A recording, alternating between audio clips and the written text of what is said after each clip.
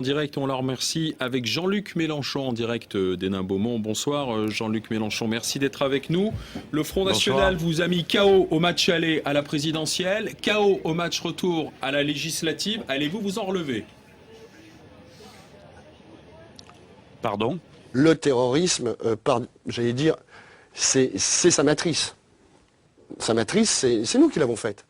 C'est toutes ces idéologies, le bolchevisme, le nazisme, excusez-moi, le socialisme, le nationalisme, etc. Toutes ces inventions sur le même plan là, quand même. Mais parce que je le pense. Socialisme, fascisme, Socialisme, nationalisme, ça vous dit rien quand on croise les deux? Voyons voir. C'est bon, quoi. Okay. Non, mais je suis désolé. Le collectivisme, pour moi, a été une des maladies du XXe siècle. Oui, je le pense et je le dis. Je ne vais pas m'empêcher de le dire parce que vous êtes là. Le terrorisme, c'est une pratique. Ah bon, les bolcheviks n'étaient pas des terroristes? Non. Ah bon. Le peuple cubain est-il soumis à un régime de dictature, selon vous? Non. Et je pense qu'ils choisissent librement leurs affaires. Comme vous le savez, la volonté démocratique des peuples est toujours... à Cuba. Oui, bien sûr. Cuba, que l'on doit mettre dans son contexte des Caraïbes. Je vous signale que dans les Caraïbes, il n'y a qu'une chose qui marche bien, c'est les départements français d'outre-mer. Tout le reste est dans la pauvreté la plus abjecte. À Cuba, ils ont une des voies choisies de développement.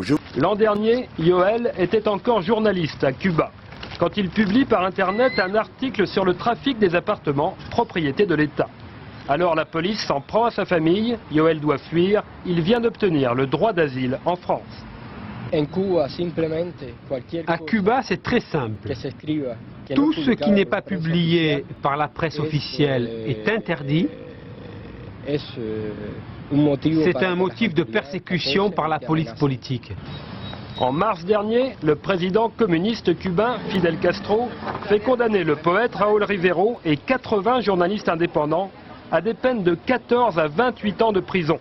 Vous êtes éliminé, Jean-Luc Mélenchon. Vous êtes au tapis, vous êtes éliminé. Pour maintenir au deuxième tour. Pardon? Non, mais je dis, vous êtes éliminé du second tour de la législative. Votre objectif était bien d'être élu député sur place. Oui, en effet. Parce que ce qu'Emmanuel Todd, dans le monde qu'il vient de décrire, qui était si intéressant, et où en effet les gaullistes sont des semi-gauchistes par rapport même à une partie de l'extrême gauche d'aujourd'hui, hein, c'était quoi ce monde? C'est celui où le tiers de l'humanité avait échappé au régime capitaliste parce qu'elle était dans un régime socialiste. Au socialisme, je mets des guillemets. Hein. Jean-Luc Mélenchon. Juste parce qu'il me semble que je dois le faire, ça me paraît tellement excessif, mais quand même, la gauche n'a rien à voir avec le terrorisme. Mais je vais vous dire, dans l'histoire du mouvement ouvrier, pardon d'employer ces mots qui sont un peu désuets aujourd'hui, vous avez de longues explications.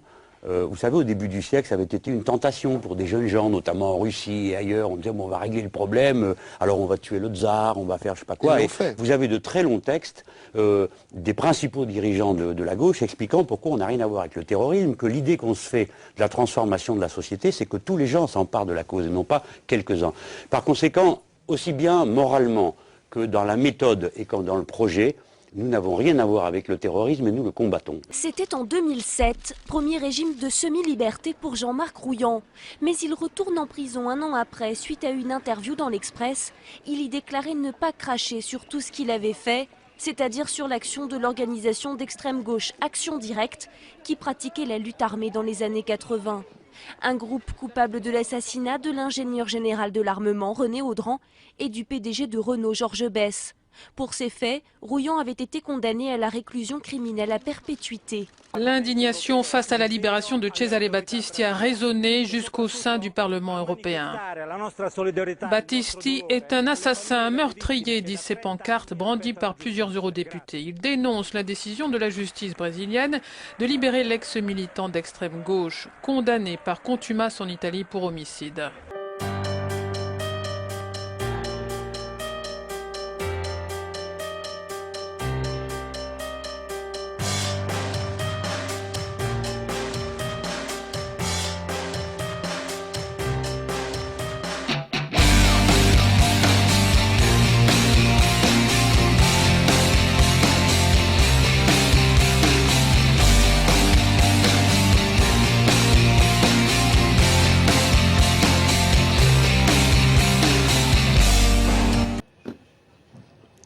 À quel point de vue, monsieur?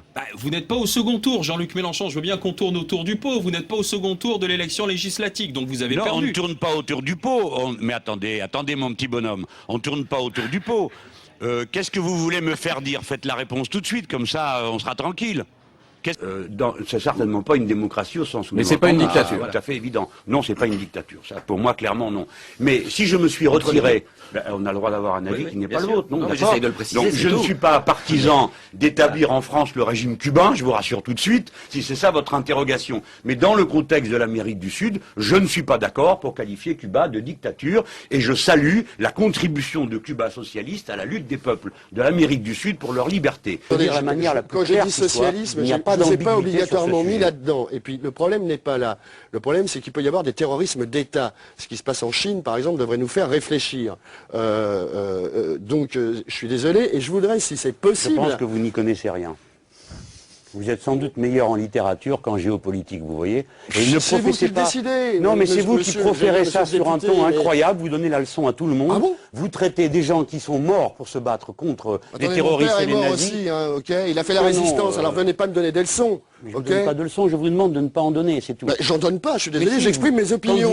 Je dis que le bolchevisme est une idéologie terroriste, et une idéologie terroriste d'État qui a envoyé 100 millions de personnes au goulag. J'ai quand même le droit encore, peut-être dans ce pays, de le dire, à moins qu'effectivement je ne l'ai plus. Et là, dans ce cas-là, il faut me prévenir. Non, les communistes n'ont pas du sang jusqu'au coude. Le seul qu'ils aient, c'est celui de l'envahisseur qu'ils ont repoussé.